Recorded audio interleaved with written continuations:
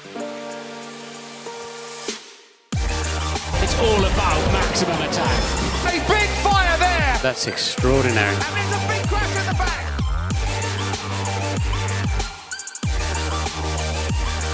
Yes, Checo, P1. Is that a podium? Pierre Gasly wins! Good as equals. Lewis Hamilton is a 7-time champion of the world! Hello people of YouTube and welcome to something new, something different for the RoboZXY channel for Final Lap Podcast. Ready for the new Formula 1 season that kicks off in 2 days time as we're recording. And it's something I'm excited, passionate and looking forward to blossom, because this is episode 1, so there's going to be a load of teething problems. I'm probably going to get too distracted with the game. Oh no, oh dearie me. Oh, someone corrected me, oh no. You're such a... Oh my god, he's off. Oh no, Oh, you're joking me. What a dick you are. Oh, no. Get out of the way, Haas.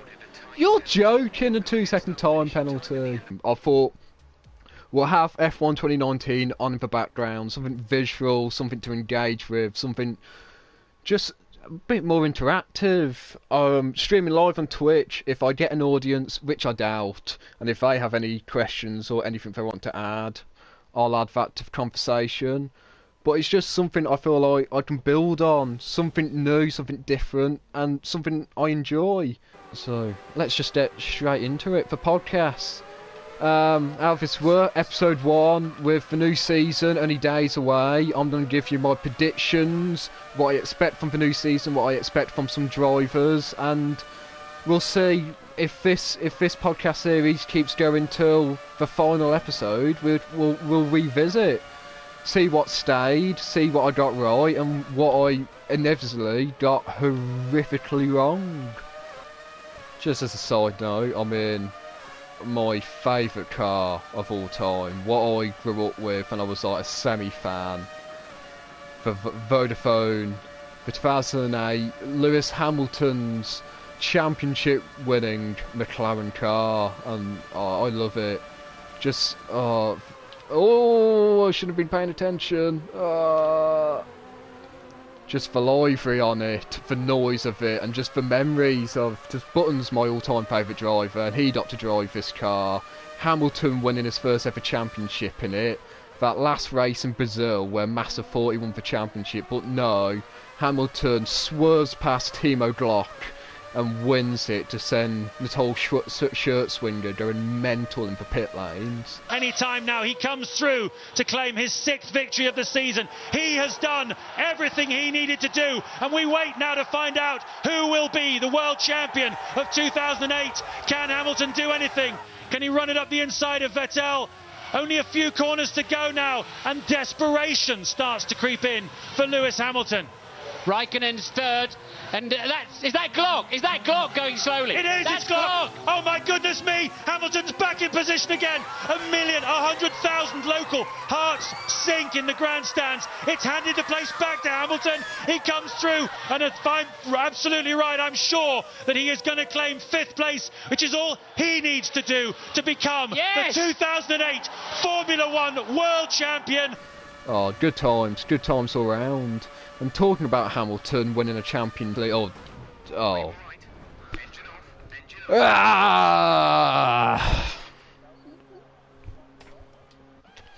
we can get on with the rest of the podcast at least. Talking about Hamilton winning championships, let's go into my 2021 predictions.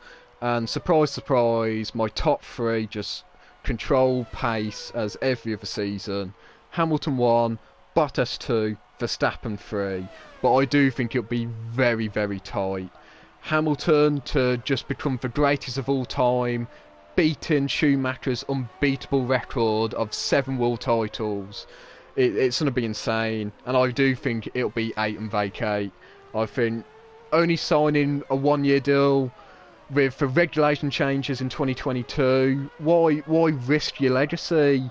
Why not go out on the biggest win and the biggest high possible of beating Schumacher, winning number 8, 8 in a row for Mercedes as a constructor as well. Just what a way to go out, and that's what I think will happen. Bottas, Verstappen 1 and 2, I think that will only be decided by about 5 points. I think last year it was butt tight between Bottas and Verstappen, and I think it's going to be even closer this year.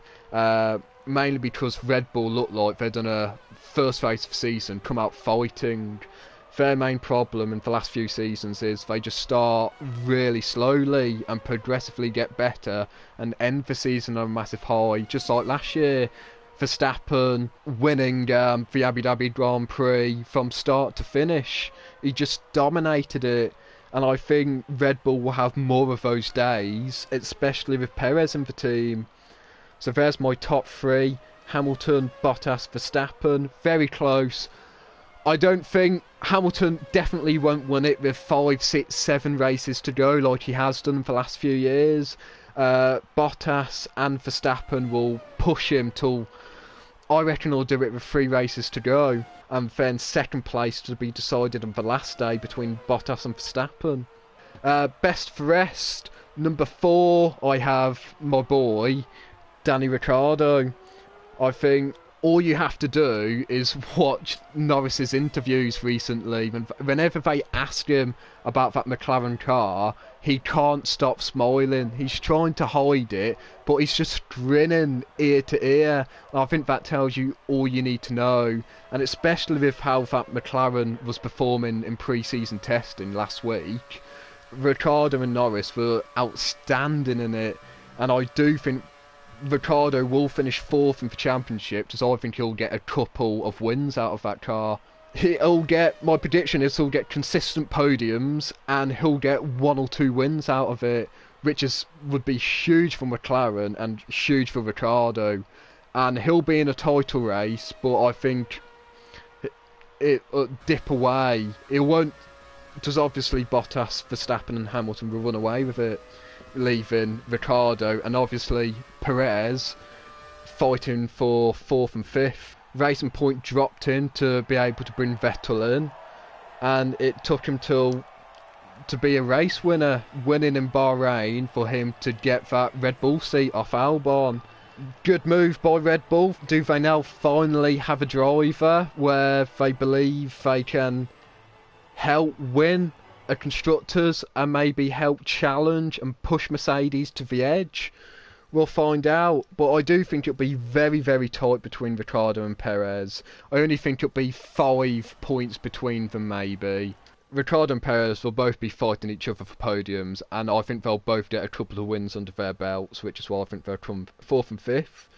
Which then leads us into the midfield fight, where it's just going to be so scrappy. I've got Vettel coming in 7th. Vettel now with Aston Martin, the old Racing Point, in a car that managed to get Perez into 4th in the Drivers' Championship last year. After having a horrific time with Ferrari last year, I think Vettel's going to come out and get some wins. Get back on that podium. I think it'll be consistent. He'll consistently be fighting for a podium in that Aston Martin. And I think he'll finally get back on that top podium position, which is the reason why he's gone to Aston Martin. Leclerc in 8th, even though Ferrari were horrendous, their worst season in years last season, Leclerc still found a way to get it on the podium and get it in for points. And I think Ferrari would have made, and look like they have made, steps up from last season's car, which is why I think they'll be in 8th in the fight, that scrappy fight for midfield. The King, 2-time world champion Alonso, coming back to Renault, now Alpine.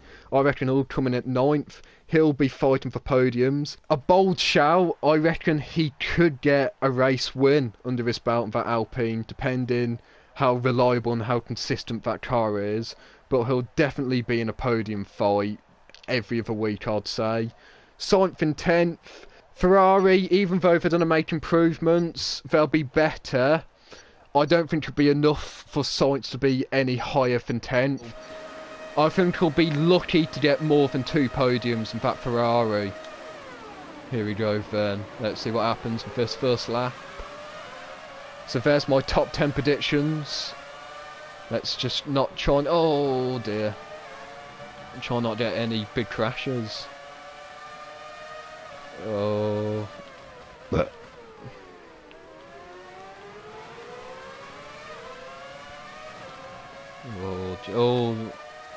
Oh my god, he spun out. How did he spin out? Let's try not get a DNF this race.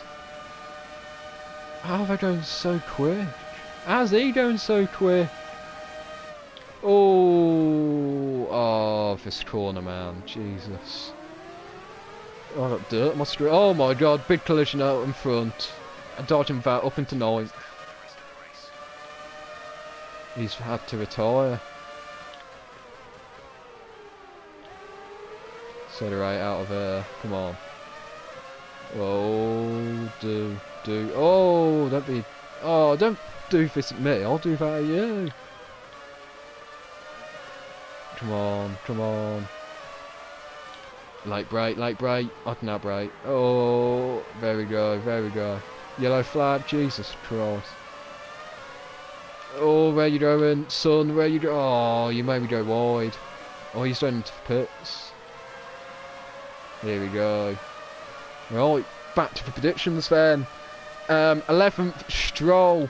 Even though I think Vettel's going to do... Whoa, what a bitch, him trying to take me out like that.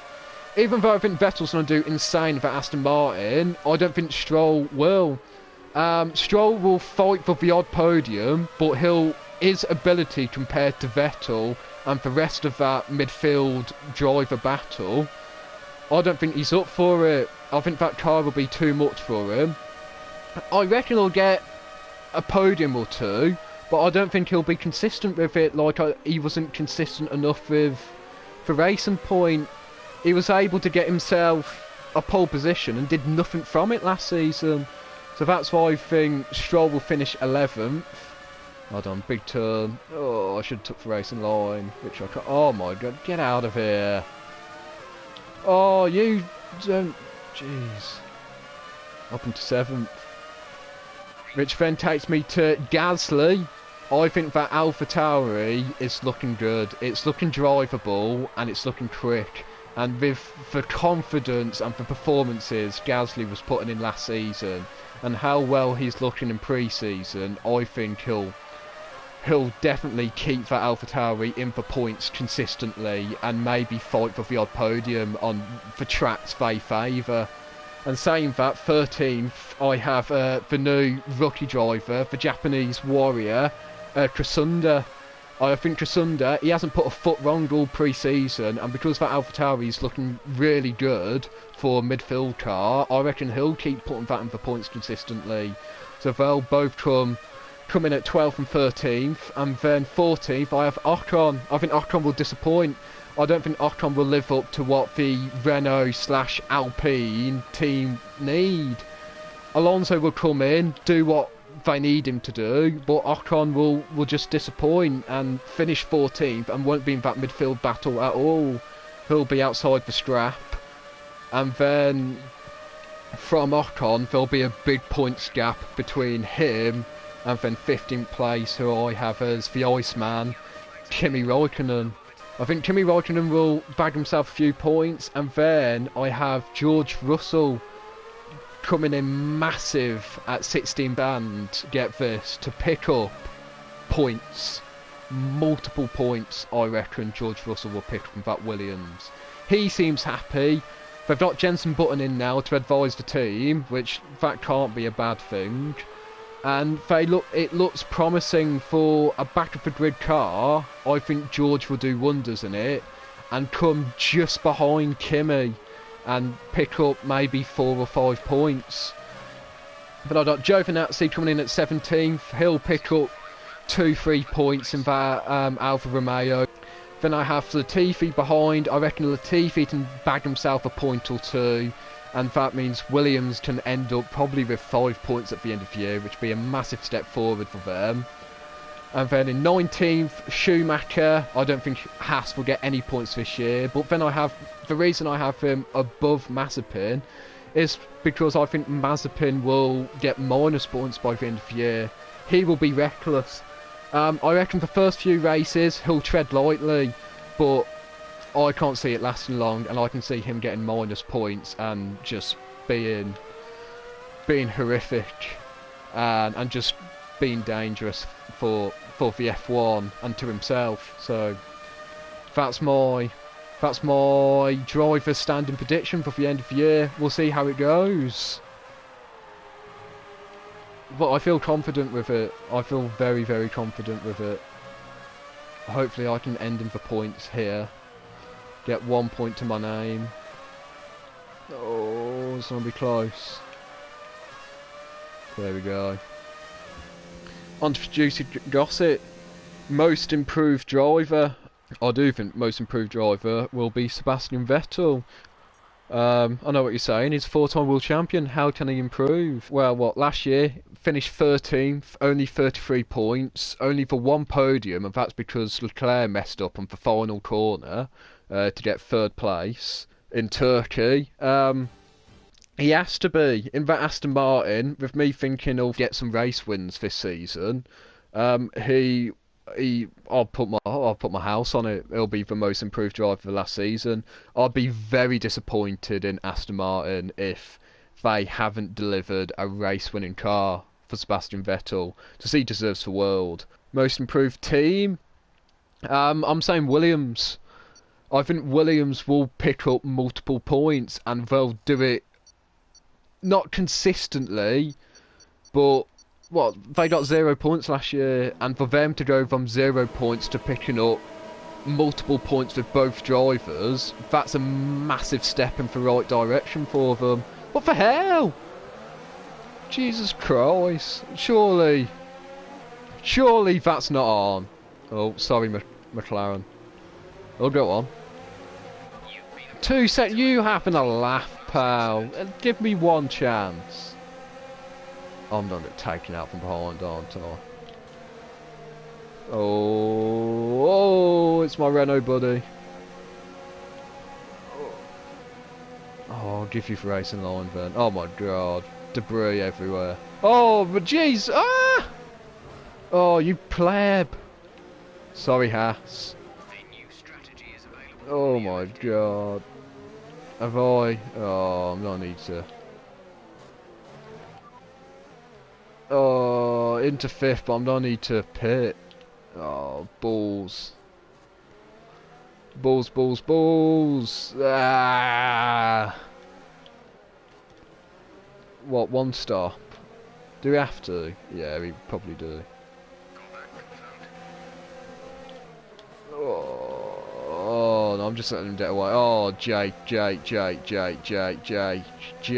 pal, what is that?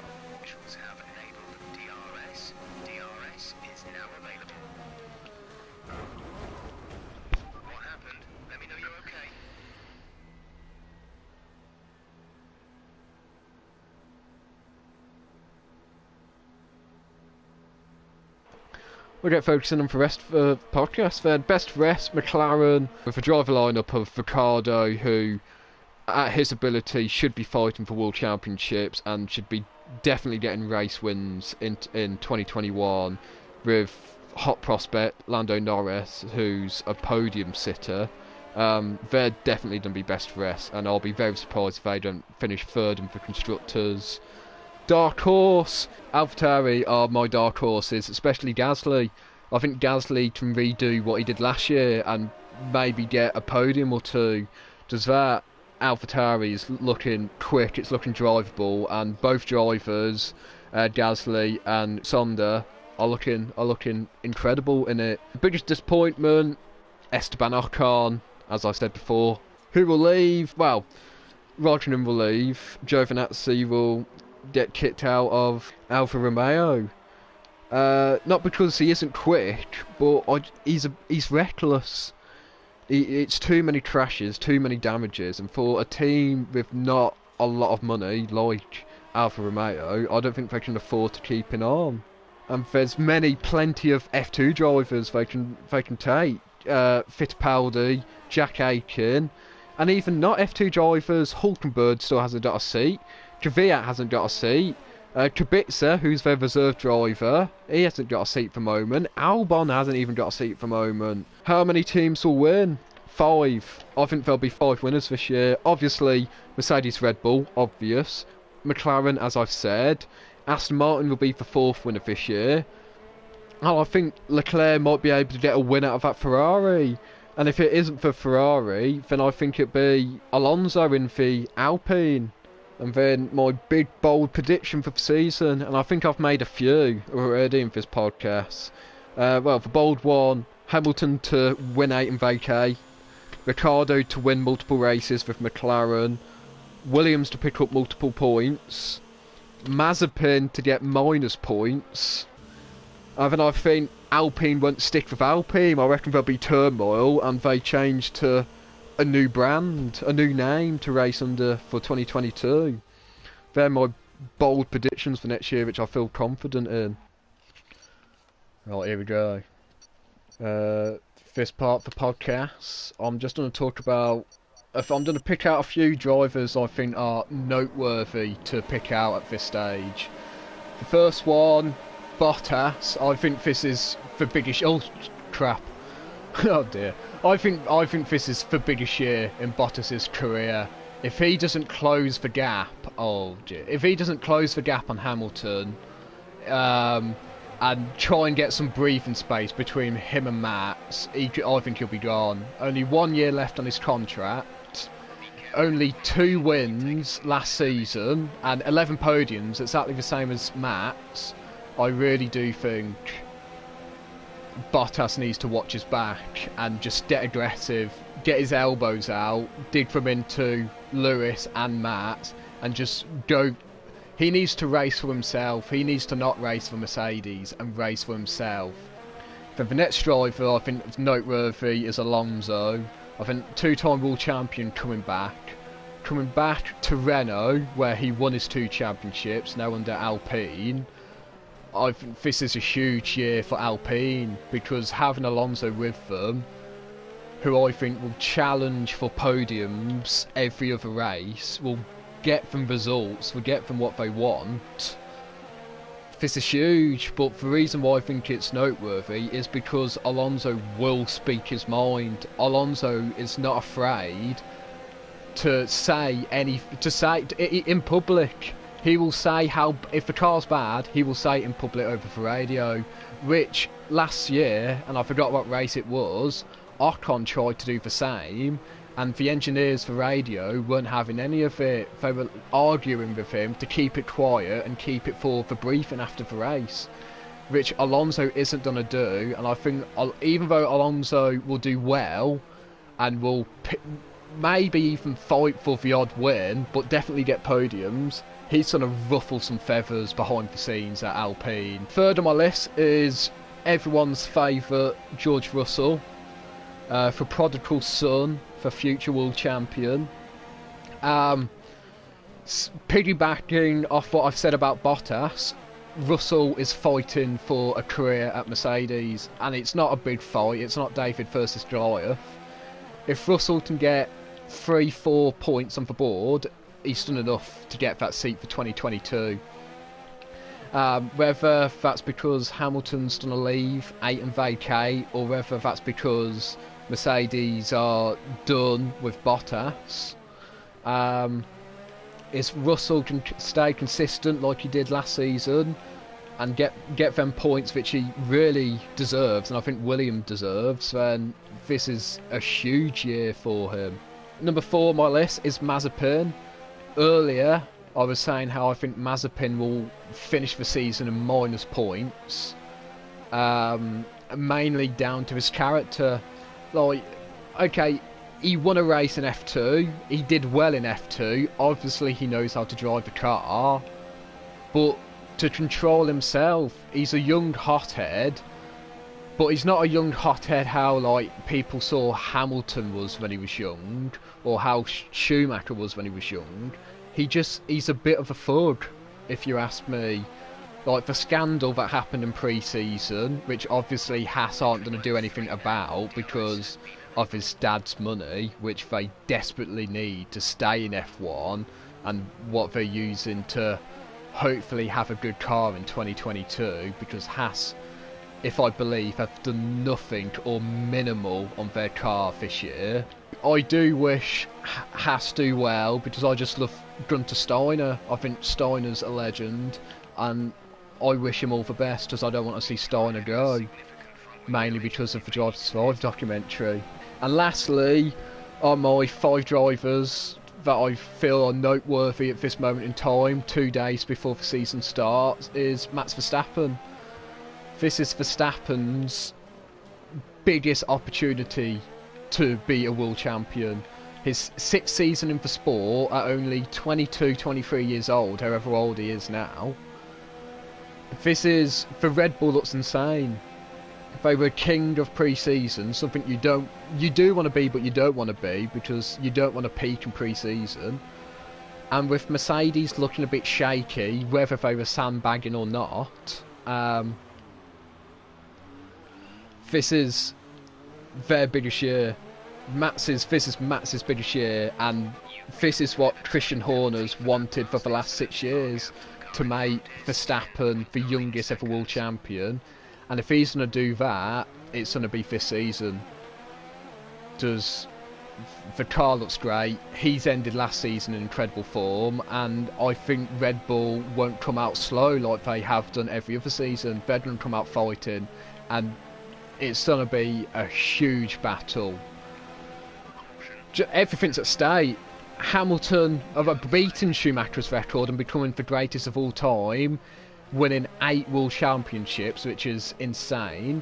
Verstappen in his best car yet to become the youngest ever world champion, and then Bottas fighting for this chance to be a first ever world champion and fighting for his place at Mercedes. So it's a huge season, a huge season. So much at stake, so much possibilities.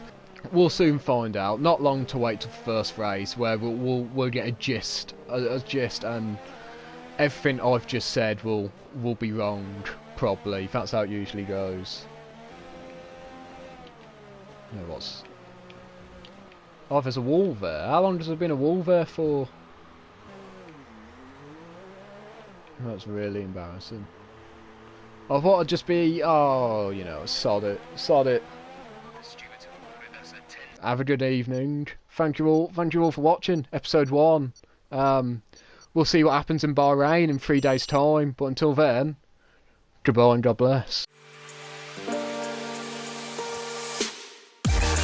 It's all about maximum attack. A big fire there! That's extraordinary. And there's a big crash at the back!